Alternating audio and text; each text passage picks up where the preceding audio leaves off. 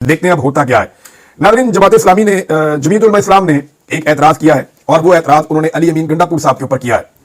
वो ये कहते हैं कि अली अमीन गंडापुर साहब जो है मौलाना फजल रहमान साहब के ऊपर हर्जा सराई कर रहे हैं, यानी वो फजल रहमान साहब का मजाक उड़ा रहे हैं। लेकिन इमरान खान साहब ने बड़ा क्लियर इसके ऊपर इंस्ट्रक्शन दिया कि फजल रहमान साहब का मजाक ना उड़ाया जाए, पार्टी उनके खिलाफ स्टेटमेंट्स ना दे। और पाकिस्तान तहरीक इंसाफ का सोशल मीडिया जो है वो इमरान खान साहब की इतनी बात मानता है कि फजल रहमान साहब ने 19-20 अगर की भी है कई दफा, तो भी पाकिस्तान तहरीक इंसाफ के ऑफिशियल सोशल मीडिया ने और आम पाकिस्तानियों ने फजल रहमान साहब के ऊपर अटैक नहीं किया। लेकिन अली अमीन गंडापुर साहब जो है वो वक्तन फवक्तन फजल रहमान साहब के ऊपर अटैक कर देते हैं। यानी यहाँ पे उन्होंने नाम लिए बगैर फजल रहमान साहब के बारे में कहा कि इंसान से ताकतवर चीज है उसकी मौत, मौत से ताकतवर चीज है सदका। हमारे कुछ मौलवी ऐसे भी हैं जो सदके को भी खा जाते हैं। अब ये तौहीन अमेज रिमार्क्स हैं और ये गैर जरूरी थे, इनकी जरूरत नहीं थी, लेकिन इमरान खान साहब चाहते हैं कि फजल रहमान साहब उनके साथ आकर इकट्ठे हों और ये एक तहरीक बने और ये हुकूमत को बहाकर तहरीक ले जाए। फवाद चौधरी साहब भी बार बार कहते हैं बहुत जरूरी है, बहुत सारे और लोग भी कहते हैं कि इस वक्त इस इत्तेहाद के अंदर फजल रहमान को शामिल करना जरूरी है।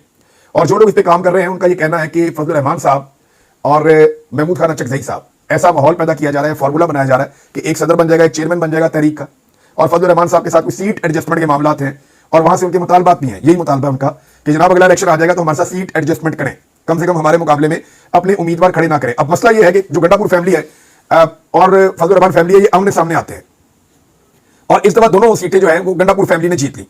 अली अमीन गंडापुर ने एक सीट जीत ली, फजल रहमान साहब फारग है और वो उनकी वाली सीट है फजल रहमान साहब वाली। दूसरी सीट फैसल अमीन ने जीत ली जहां पे फजल रहमान साहब के बेटे आते हैं।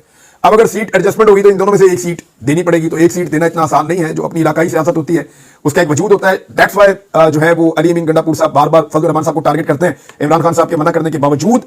लेकिन अब जो फजल रहमान साहब की जमात है वो भी एतराज कर रही है कि इमरान खान साहब की वादे हदायत के बावजूद अली अमीन फजल रहमान के खिलाफ हर्जा सराई कर रहे हैं और इस अमल से हुकूमत और गैर जमहूरी कुव्वतों को फायदा होगा।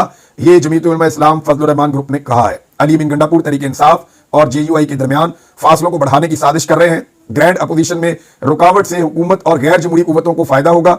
अली अमीन गंडापुर तहरीक इंसाफ के गुरबा चौफ है। PTI को बैरूनी नहीं अंदरूनी साजिशों से खतरा है, ये उन्होंने कहा। अब ये उनका स्टेटमेंट है। नाज़रीन, एक स्टेटमेंट जो है वो नजम सेठी साहब का, ये बड़ा इंटरेस्टिंग है, ये मैं आपके सामने जरूर रखूंगा। नजम सेठी साहब ने यह दावा क्यों किया?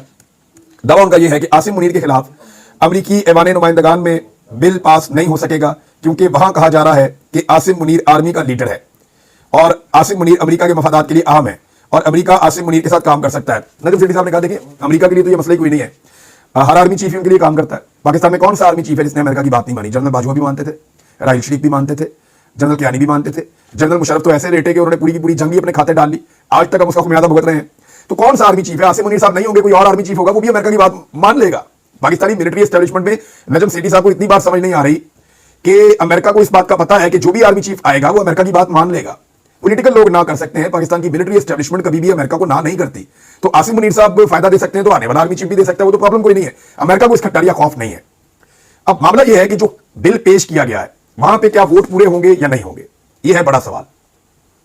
अब 180 दिनों में वोटिंग होनी है, जिनमें से चंद दिन तो निकल गए हैं। ये 6 महीने के अंदर वोटिंग होनी होती है। अब इस वोटिंग का नतीजा क्या आता है, यह बड़ा सवाल है।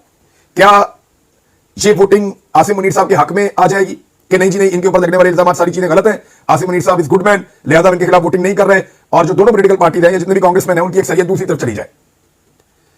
और दूसरा ऑप्शन यह है कि वो इंसानी हकूक के मामलात में या दीगर मामलात में इस बिल के हक में वोट दे दें। तो अगर हक में वोट देते हैं तो याद रखिएगा, तो फिर तो मुश्किलात पैदा हो जाएंगी आसिम मुनीर साहब के लिए भी। और अगर अमेरिकन हुकूमत चाहेगी भी सपोर्ट करना, उस वक्त आसिम मुनीर साहब को तो थोड़ा मुश्किल हो जाएगा। ये हकायक है, इसके ऊपर नजम सेठी साहब बात कर रहे हैं तो हम भी बात कर सकते हैं। लेकिन ख्वाहिश पाकिस्तान की एस्टेब्लिशमेंट की यही है कि ये मामला ठंडा हो जाए और इसके लिए ओवरसीज पाकिस्तानियों से बार बार राब्ता करके कुछ टाइम मांगा जा रहा है कि हमें कुछ टाइम और लेकर दे दें, ये मामला यहां पर रोक लें, कुछ करें ऐसा कि हमें टाइम मिल जाए, हम चीजों को ठीक कर रहे हैं। लेकिन जो चीजों को ठीक किया जा रहा है वो तो नजर ही आ रहा है, क्योंकि अब एक बहुत बड़ा क्रैकडाउन होने जा रहा है। ये मैं आपको बता रहा हूं, एक बहुत बड़ा क्रैकडाउन पाकिस्तान के सोशल मीडिया पर और पाकिस्तान के मीडिया के ऊपर यह शुरू हो जाएगा ईद के बाद। ईद के बाद जहां पे सड़कें गर्म होंगी, जहां पे हर तरफ एहतजाज होगा, जहां पे हर तरफ रोला पड़ेगा, वहीं पे एक बहुत बड़ा क्रैकडाउन भी ईद के बाद शुरू हो जाएगा। और ये क्रैकडाउन हुकूमत की जानिब से, एस्टेब्लिशमेंट की जानिब से, सोशल मीडिया एक्टिविस्ट और पाकिस्तान का जो मीडिया है, रवायती मीडिया या जो सोशल मीडिया के ऊपर मीडिया के लोग काम करते हैं, सहाफी, वो सारे इसके